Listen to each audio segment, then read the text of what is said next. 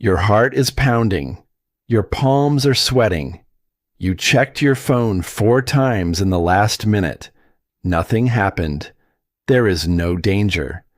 But your body doesn't know that.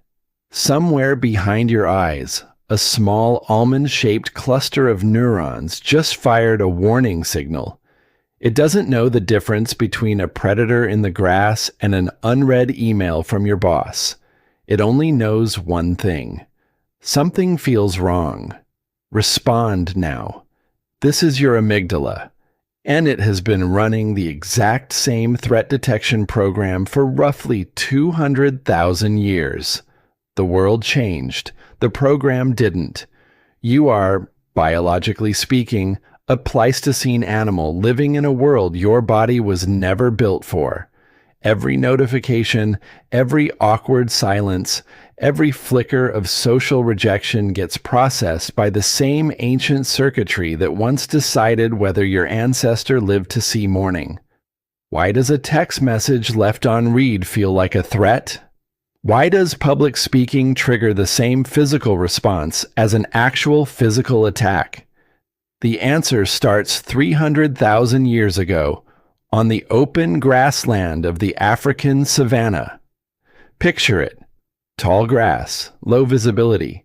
Somewhere out there, a leopard. Your ancestor doesn't see it yet, but a rustle in the grass, a shadow that moves wrong, a smell carried on the wind, any of it could mean death in the next 4 seconds. There is no time for careful analysis. There is no time to weigh probabilities. There is only time to react. So evolution built a shortcut. A fast, crude, always-on alarm system that skips the thinking brain entirely and goes straight to the body.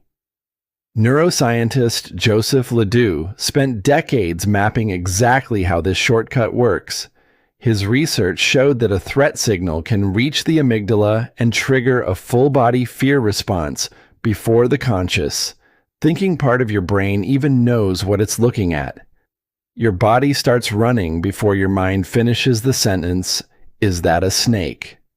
That split-second head start saved lives. The humans who hesitated, who waited to be certain, who wanted more data before reacting, they are not your ancestors. Their genes ended in that grass. Yours kept moving. Yours kept flinching first and asking questions later. And here's the strange part. That flinch never got the memo that the leopards are mostly gone. There's a name for this mismatch. Evolutionary psychiatrist Randolph Nesse calls it the smoke detector principle. Think about how a smoke detector is designed. It's built to go off far more often than there's an actual fire. A little burnt toast, a hot shower, a candle. False alarms constantly. Why would anyone design it that way? Because the cost of missing one real fire is catastrophic, and the cost of a false alarm is just mild annoyance. So the system is tuned to overreact on purpose. Your fear response works on the exact same logic. It would rather scream at you 1,000 times over nothing than stay silent once when something real is coming. That trade-off made perfect sense when the stakes were literal survival. But now the alarm goes off for a delayed reply, for a crowded room, for a performance review. None of these can kill you. Your amygdala doesn't care. It was never built to know the difference between mortal danger and mild social discomfort.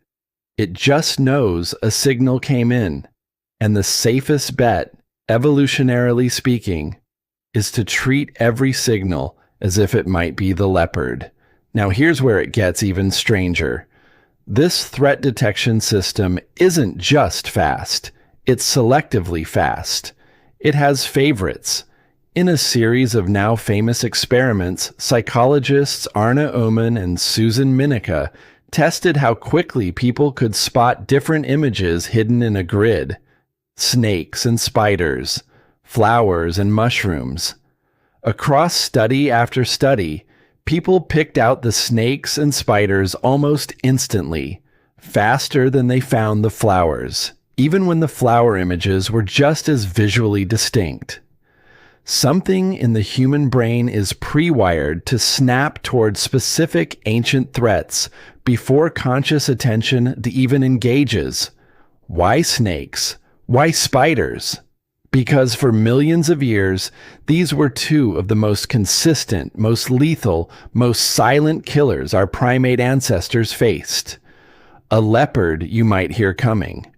A snake in the leaves gives you nothing. No warning, no sound, just sudden death from something you never saw. So natural selection didn't leave detection of these threats to chance or to learning. It hard-coded a head start directly into the visual system. You don't have to be taught to fear a snake shape. Some part of you already expects it to be there. But you don't live around snakes anymore.